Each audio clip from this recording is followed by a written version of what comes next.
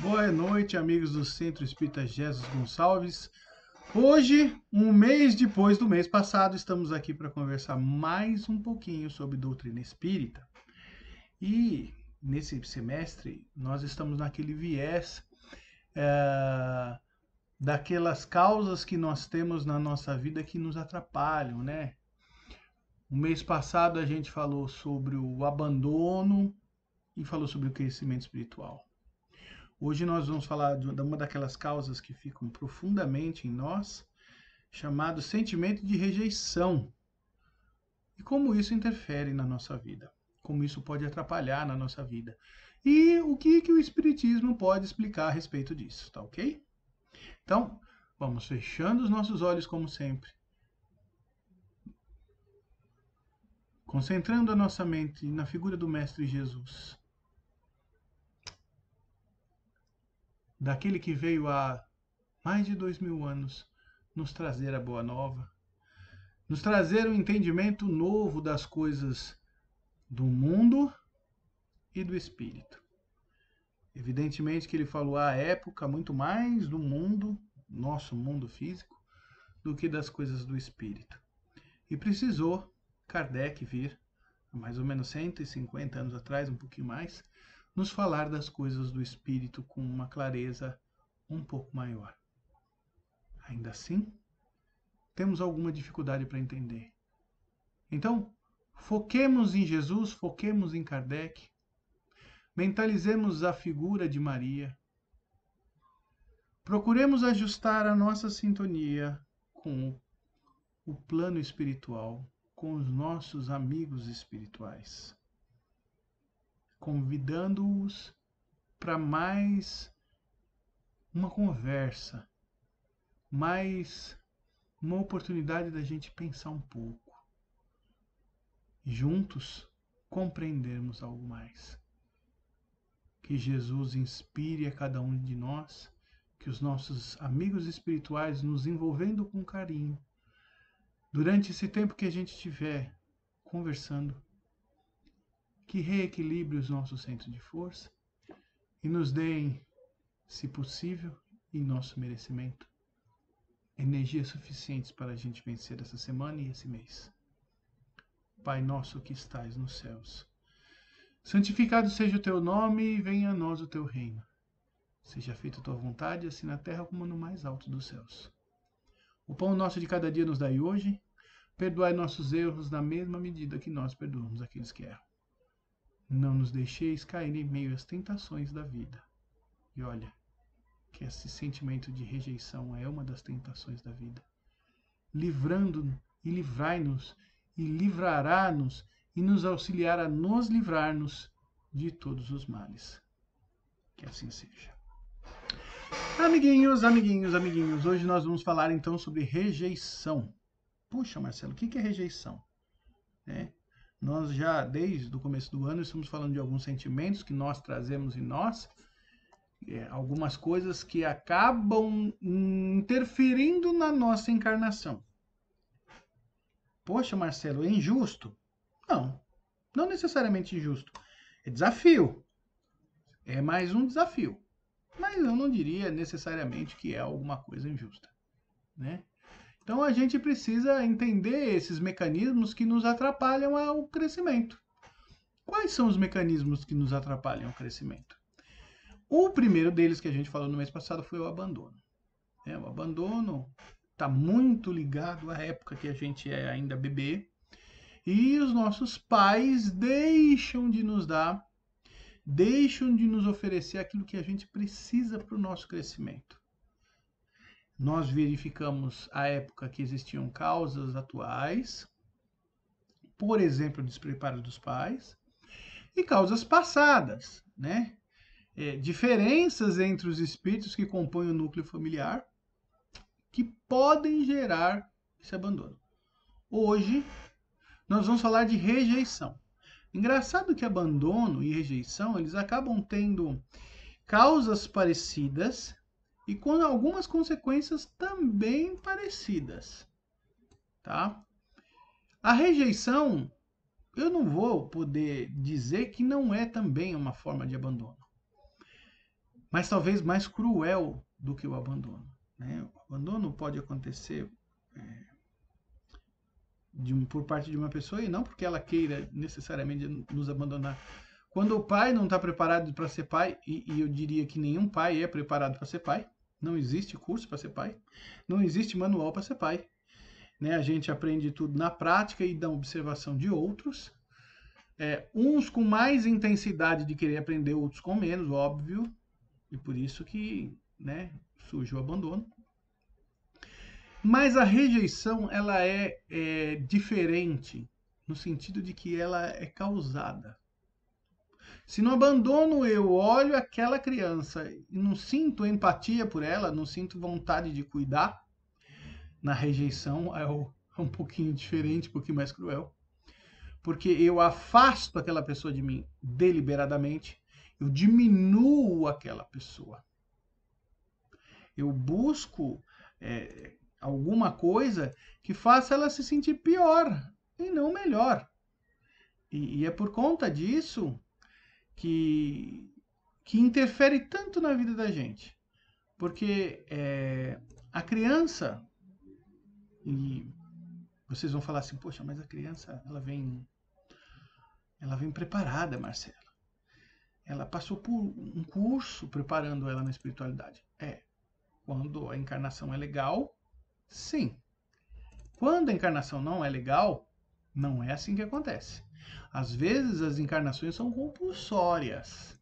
E quando ela é compulsória, o espírito reencarnante não vem tão preparado assim também não. E mesmo preparado, essa preparação vem como tendência, mas não como afirmação.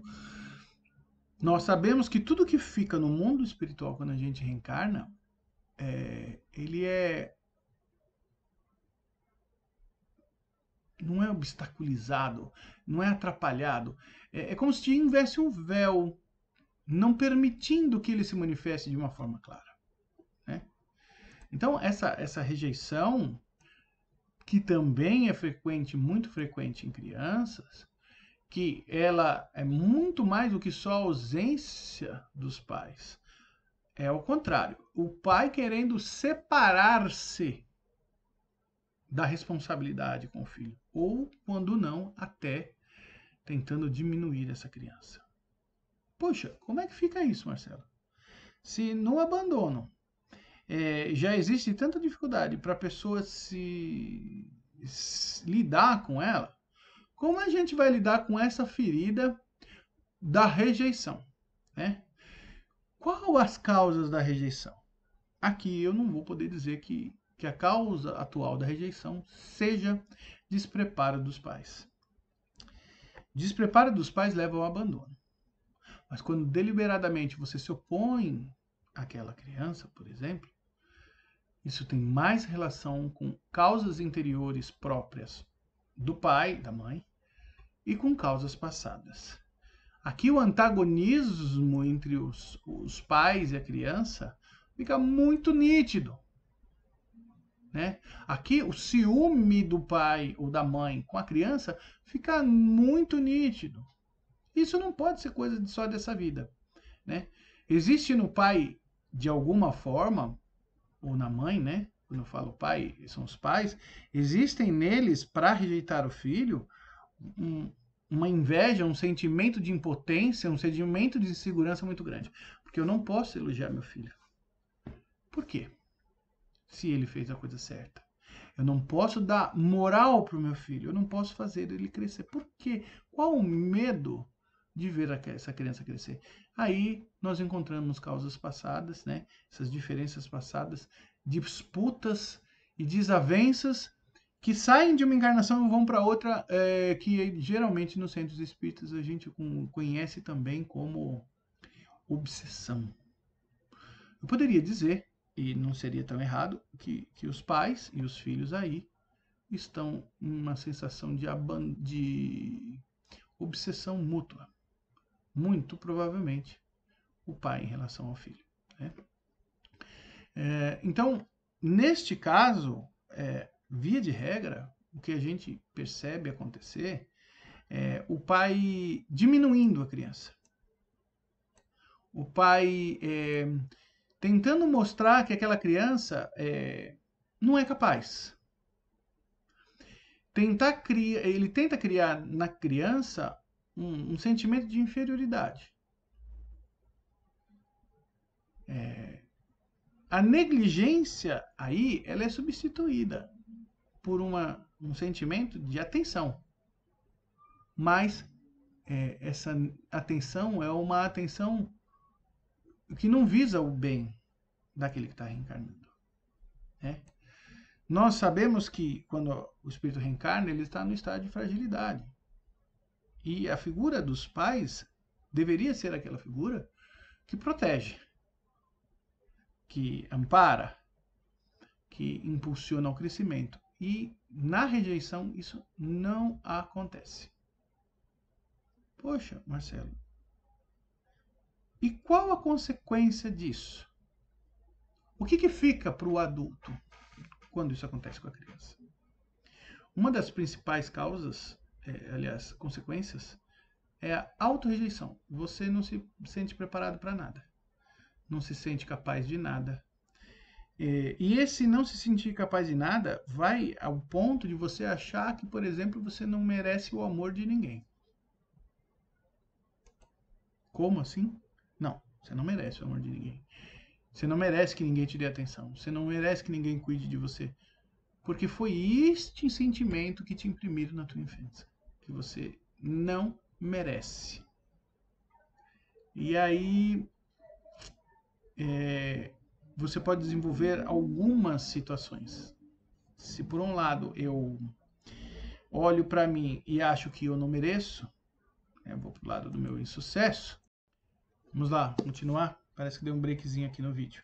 Então, se eu vou pro lado do meu insucesso, eu me torno apático, incapaz de acreditar que eu sou capaz das coisas, e eu realmente acabo perdendo até a minha encarnação, acabo não estabelecendo bons relacionamentos com as pessoas, seja de qual natureza, relacionamento afetivo, relacionamento familiar, relacionamento com amigos, até profissional. A coisa pode imprimir-se de um jeito que eu sou considerado e eu me coloco na posição de ser inferior. E que nada vai me tirar de lá. Existe também como outra consequência o inverso disso, né? Eu posso poxa, eu não sou capaz de sucesso, então eu vou me jogar para o sucesso. Eu vou me jogar para satisfazer a necessidade dos outros, eu vou me jogar para as pessoas me observarem, e aí eu me torno ao contrário, uma pessoa mega presente, mas nunca feliz, mas nunca satisfeito, mas nunca contente. Por quê? Porque na verdade eu deixo de atender muitas vezes as minhas vontades pessoais para atender a todos, para que eles me deem atenção, para que eles enxerguem em mim uma pessoa, para que eles observem e não me rejeitem. Então, você percebe que você fica refém do outro. Muita gente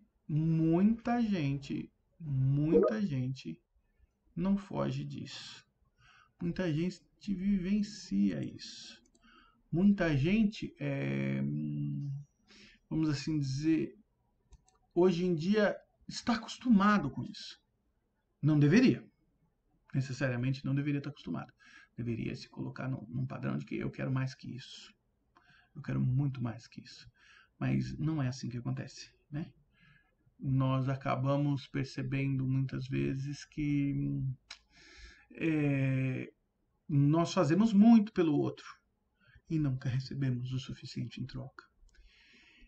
Isso gera vários tipos de sentimentos, de impotência, de se tornar refém do outro não te compreender, e também faz com que a gente jogue ao outro a responsabilidade de nos aceitar, a responsabilidade de estar conosco para não sermos rejeitados.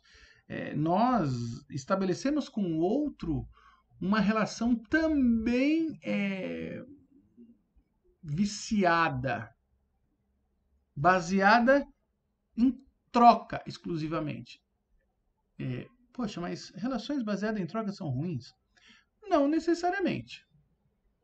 Mas o ideal é que você tenha relações que você não dependa exclusivamente do outro. Você pode até depender, né? A gente depende do padeiro para comer pão, né? Não foge disso.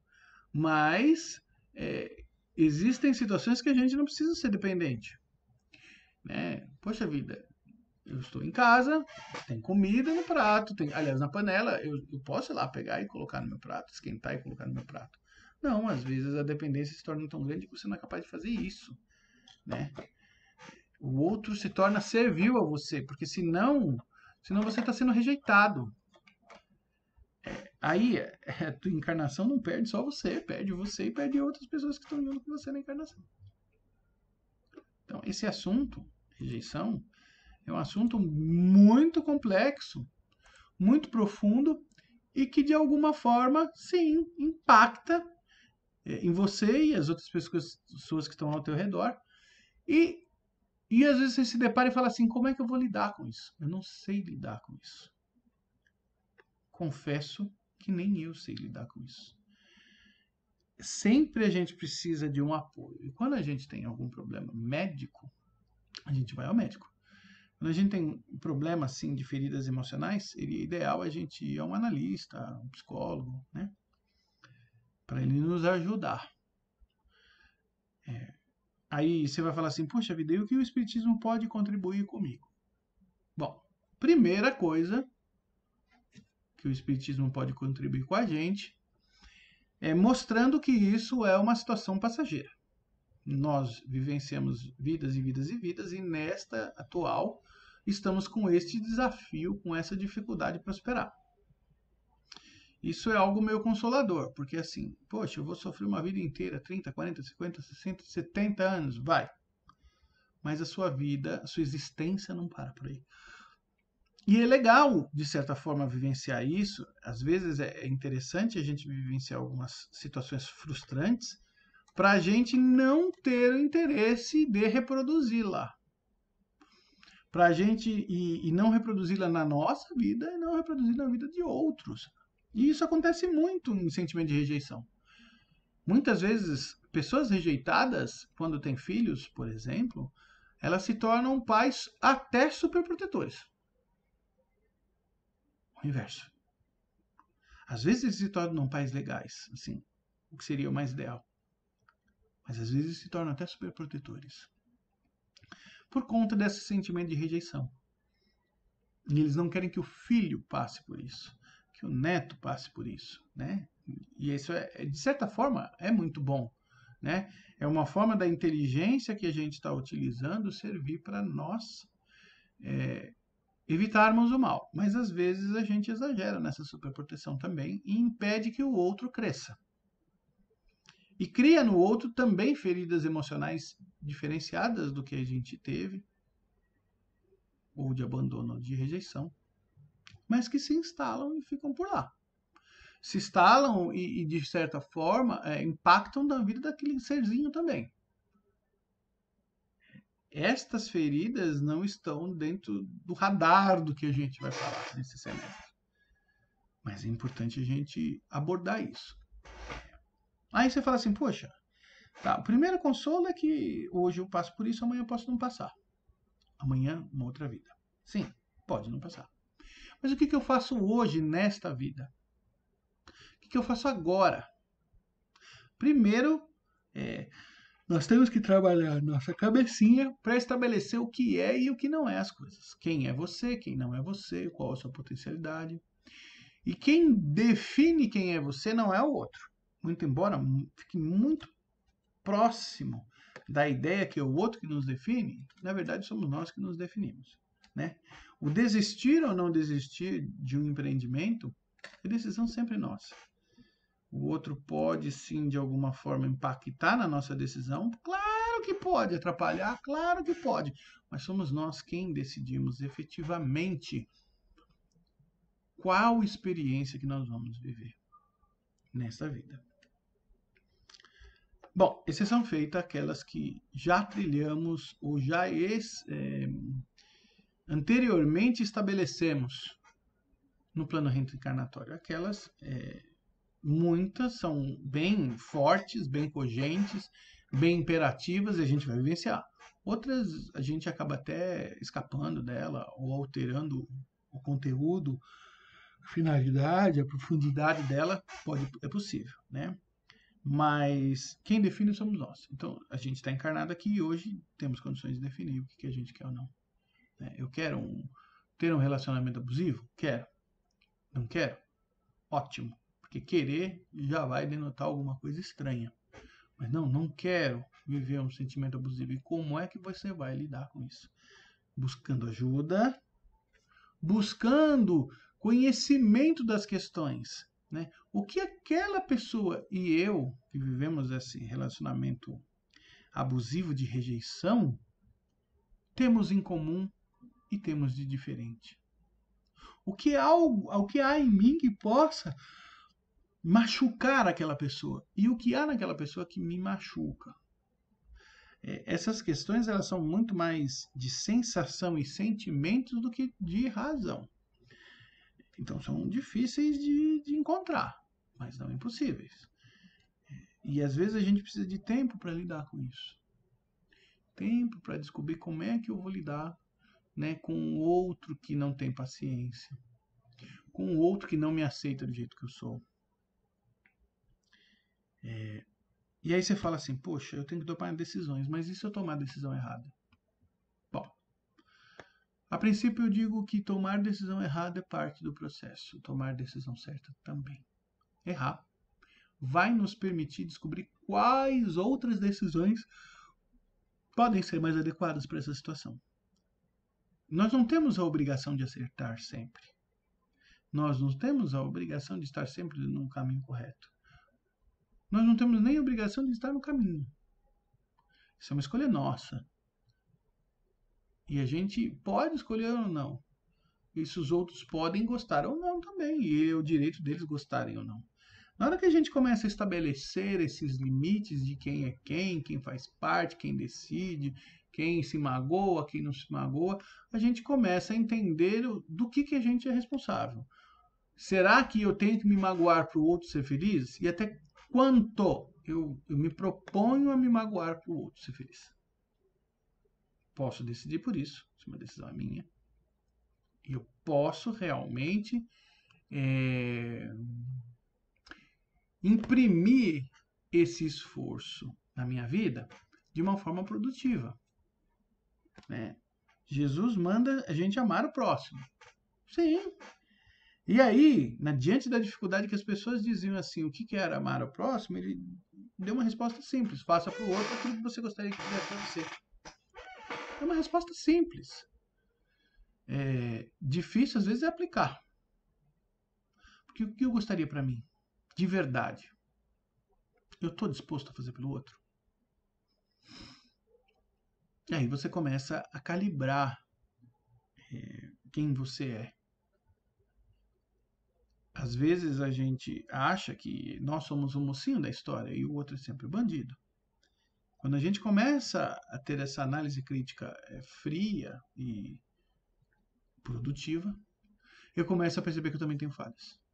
Eu começo a perceber que eu também tenho erros. E eu começo a perceber o que eu posso melhorar no meu passado, no meu agora e para o meu futuro. Um planejamento daquilo que eu posso fazer de melhor para mim no futuro. Olha que coisa interessante. Então, assim, a rejeição também é um grande trampolim para a descoberta, também é um grande trampolim para a evolução. Ela se instala de fato em nós, ela é difícil, ela tem tentáculos que se agarram dentro da nossa alma de uma forma muito profunda, mas ela não é nós. E por não ser nós, ela não precisa estar em nós. Ela pode ser eliminada? Sim. Através do nosso esforço de autocompreensão, de autoevangelização, de também compreender o próximo, compreender as limitações do próximo, entender até onde o outro é capaz de ir e eu também, e se respeitar também respeitando o outro, e respeitar o outro também se respeitando, sem estabelecer para muito mais aquilo que você pode oferecer, sem se magoar para fazer o outro feliz, né? Geralmente a gente rejeitado quando A gente tem a tendência de, eu não quero que o outro me rejeite. Mas quando você começa a perceber que, na verdade, o outro te rejeitar ou não faz a menor diferença para você. Como não faz, Marcelo? Não faz. Porque se eu me aceito, a rejeição do outro não me faz diferença. É algo muito difícil de se explicar. Não é tão fácil de se vivenciar, mas é muito possível se vivenciar. Em alguns momentos da vida, para a gente vivenciar situações assim, nós precisamos estar só. Nós precisamos não depender do julgamento alheio, do olhar alheio. E nisso eu posso falar de uma forma bem pessoal. Só quando você está só e se olha só através do espelho quando dá, é que você começa a perceber de fato quais são os seus traços. Não de fisionomia, mas de caráter, de personalidade. Aí você começa a perceber, olha, isso aqui eu sou legal, isso aqui eu não sou legal. Se eu sou legal nisso, eu não mereço alguém que faça aquilo que me fere nisso. Se eu não sou legal disso, eu tenho que me melhorar para não ferir o outro nisso. E ao mesmo tempo eu não posso aceitar que o outro interfira assim, só e simplesmente porque eu tenho esse defeito. Porque às vezes a gente tem um defeito e as pessoas exploram o nosso defeito para justamente a gente se sentir pior. E a gente não tem que se sentir pior. É muito legal não saber, porque abre espaço para aprender. E se você não sabe que não sabe, fica difícil aprender. Olha só que raciocínio. Isso não é raciocínio meu, é do filósofo, né? Ele diz assim: só sei que nada sei. Para ele dizer que ele não sabe nada, eu sei que eu não sei nada, ele teve que ir atrás para saber. Então, ele chegou à conclusão de que o saber dele é muito limitado em relação a tudo aquilo que a gente pode saber. Mas alguma coisa, né, ele sabe. Que é justamente saber o quanto ele não sabe. E que o que ele sabe é tão pouco que ele nada sabe. Da mesma forma que isso haja dentro de nós e a gente consiga perceber aquilo que a gente não sabe e que a gente, não sabendo alguma coisa, descubra como pode aprender. Se alguma coisa nos incomoda, descobrir como parar de incomodar.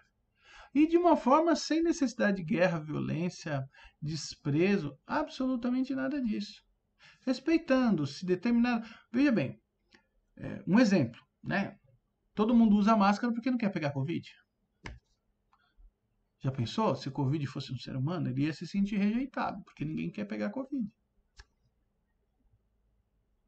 Então, se alguém ou alguma situação te perturba, igual, por exemplo, o Covid poderia te perturbar, a saúde, e você descarta aquela pessoa, descarta aquela situação, você não está fazendo mal para ela. Você está fazendo bem para você.